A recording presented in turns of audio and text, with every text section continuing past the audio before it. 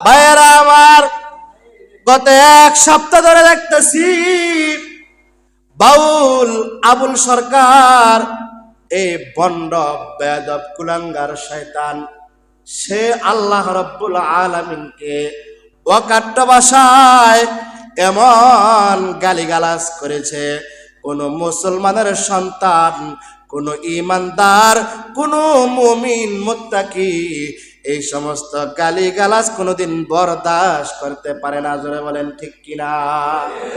সে আল্লাহ রাব্বুল আলামিনকে নিয়ে যে সমস্ত বাজে মন্তব্য করেছে, ওগুলা মুখের মধ্যে আনলেও মুখ 40 দিন নাপাক হয়ে যায়।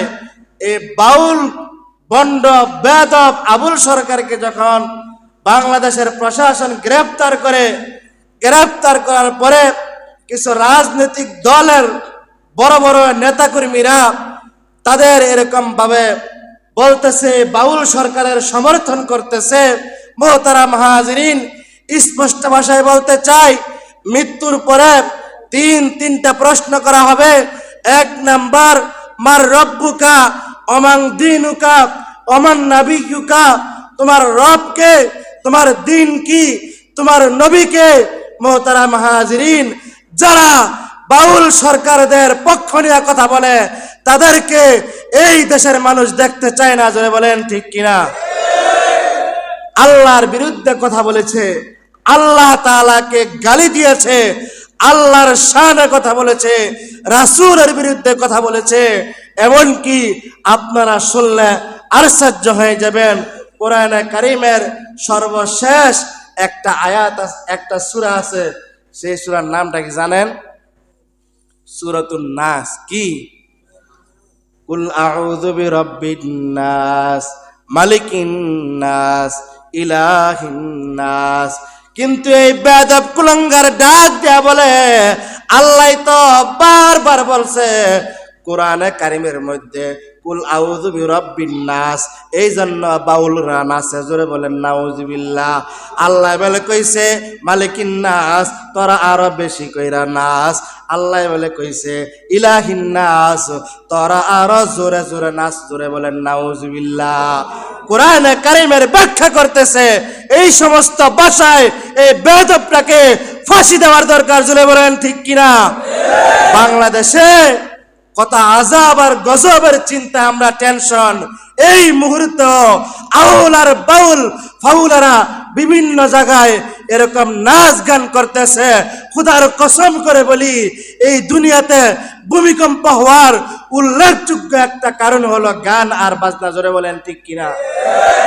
এই সমাজের একজন যুবক ভাইয়ের সাথে আমার কথা হয়েছে, উনি আমাকে সরল সোজা উত্তর দিচ্ছেন যে হুজুর, গান হইল আত্মার খোরাক। জোরে বলেন নাউযুবিল্লাহ। উনি এখানে উপস্থিত, আমি জানি উনি রাগ করব।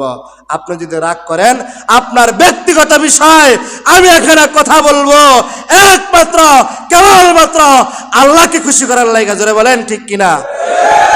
আপনি আপনার রাগ বাইরে লেগে বসেছেন। মোহতারাম হাজিরিন, পবিত্র কোরআনে কারীমে যে সূরা নাস, এই নাসের অর্থ হলো কুল আউযু বিরাব্বিন নাস, আমি আশ্রয় চাই মানুষের প্রভুর কাছে, ইলাহিন নাস, মানুষের মালিকের কাছে, ইলাহিন নাস, মানুষের মাবুদের কাছে, মালিকিন নাস, মানুষের মালিকের কাছে। কুল আউযু বিরাব্বিন নাস, আল্লাহ তাআলা আয়াতের মধ্যে বলেন, নবী গো আপনি অর্থটা জানায় দেন। আল্লাহ রাব্বুল আলামিন কত সুন্দর কইরা বলেন, কুল আউযু বিরাব্বিন নাস, আমি আশ্রয় চাই মানুষের প্রভুর কাছে, মালিকিন নাস, মানুষের মালিকের কাছে, ইলাহিন নাস, মানুষের মাবুদের কাছে। জোরে বলেন তো, আমাদের মাবুদ কে? আমাদের মালিক কে? আমাদের মৌতের মালিক কে? আমাদের হায়াতের মালিক কে? আমাদের হায়াতের মালিক হলেন আমার আল্লাহ, আমাদের মৌতের মালিক হলেন আমার আল্লাহ, আমাদের খাওয়ানোওয়ালা হলেন আল্লাহ। আল্লাহ রাব্বুল আলামিন এই দুনিয়ার মধ্যে আমাকে একদিন নিয়ে আইছে, একদিন আমাদেরকে দুনিয়া থেকে বিদায় নিতে হবে। কিন্তু সাচ্চা মুসলমান তারা আল্লাহর বিরুদ্ধে কথা বলবে, নবীর বিরুদ্ধে কথা বলবে।